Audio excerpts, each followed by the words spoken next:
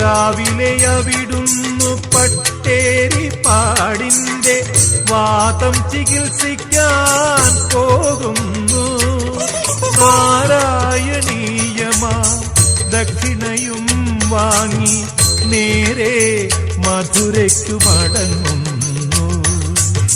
ജീവിത ഭാഷ കാവ്യത്തിൽ പിഴയുമായി പൂന്താനം പോലെ ഞാനിരിക്കുന്നു. കൃഷ്ണ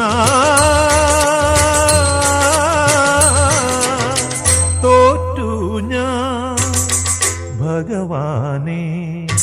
ഹരികാംബോജി രാഗം പഠിക്കുവാൻ ഗുരുവായൂരിൽ ചെന്നു ഞാൻ.